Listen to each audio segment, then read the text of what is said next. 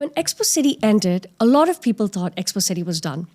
And honestly, I was one of them. When they announced that the site would be repurposed into a residential and commercial district, I couldn't fully see the vision at the time. I kept thinking, will people really live there? Will businesses really move there? And will this actually become a proper community? And I'll admit, I was wrong, big time. Because what Expo City is becoming now is very different from what most of us expected. It's no longer just the site of a past global event. It's turning into one of Dubai's most planned, future-focused districts with residential, communities, offices, infrastructure, and long-term demand drivers all coming together. Expo City is a focal point of the 2040 Urban Master Plan and the Dubai Economic Agenda D33. Let me show you why that matters for your money. Expo City is a 3.5 square kilometer district in Dubai South, a free zone, a business hub, an events destination, and a residential community, all in one master plan. 70% of the city is covered in solar panels. It's designed to eventually house 35,000 residents and support 40,000 working professionals. Expo City is government-backed. It is owned and run by the Dubai government through the Expo City Dubai Authority. And that's a major advantage when you're thinking long-term. The only other developers permitted to develop in Expo City are Emaar and Aldar, which are both government-backed. Most new Dubai communities build the residential towers first, and the roads, malls, metros come years later. Yeah, it is reversed. The only piece that was still missing was the housing, and that's what's being built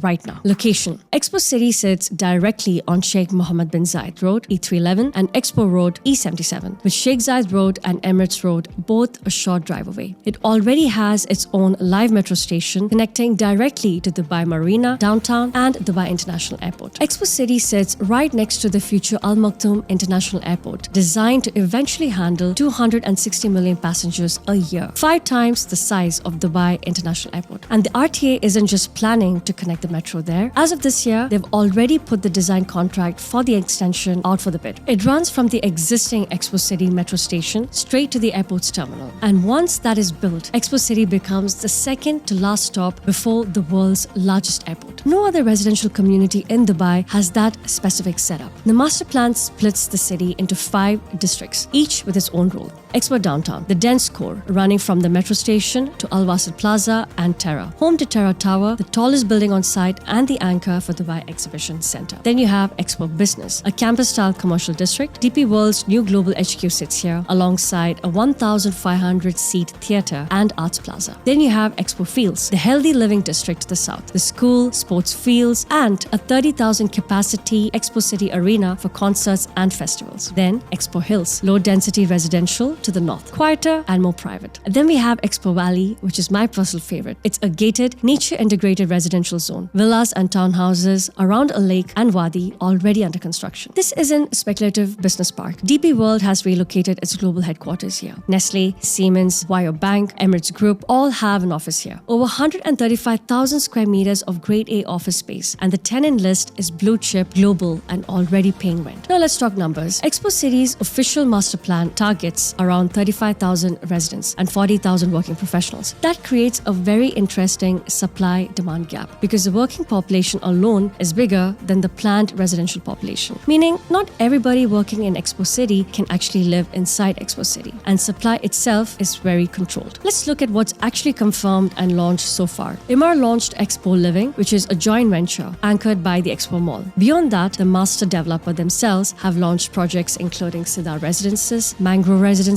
Sky Residences, Al Waha Residences, and the Villa Community in Expo Valley, all sold out. Now let's talk about the amenities and livability. Expo City is not being built like a normal car-heavy community. One of the most interesting parts of the master plan is that cars are designed to go underground. So at ground level, the community is much more pedestrian-friendly. You move around by walking, cycling, or using buggies within the districts. And then you have the lifestyle infrastructure that's going to be coming in. American Hospital Dubai has signed an agreement for a purpose-built Expo City clinic, expected to open between 2026 and 2027. You also have a school, horse trails, a farmer's market, an Expo City arena with the capacity of around 30,000 people for concerts, festivals, and large-scale events. On top of that, Expo Mall, which is Emaar's retail anchor, is expected to open by the end of 2026. So this is not just about apartments and offices and villas and townhouses. Expo City is being designed as a full live, work, play district with healthcare, education, retail, entertainment, and mobility all planned into the master community. Dubai Exhibition Center sits inside Expo City. It's midway through a $2.7 billion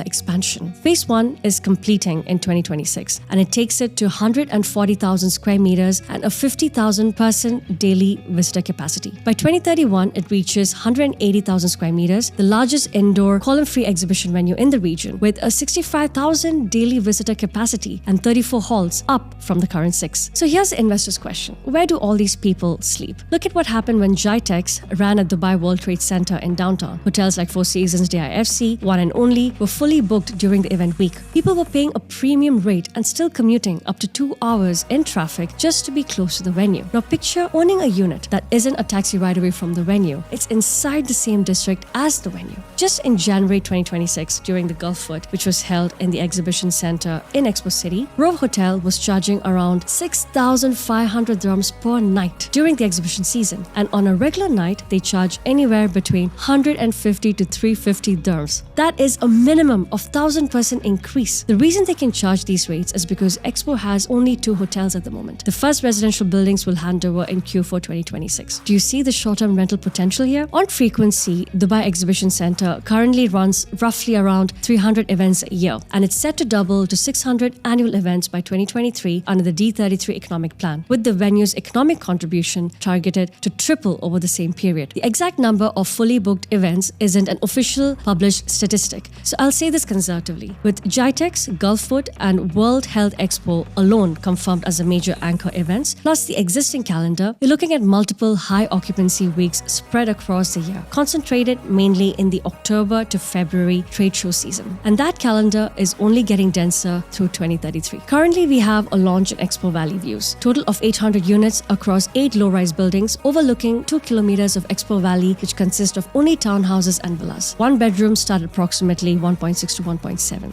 If you're interested, please feel free to reach out to me, and I'm more than happy to break down the numbers. Expo City is not just another new community. It is a government-backed district with the infrastructure, employers, amenities, and long-term demand drivers already in place. Sometimes the best investment is not the flashiest tower. It is a district the government has already built the future around. That for me is Expo City.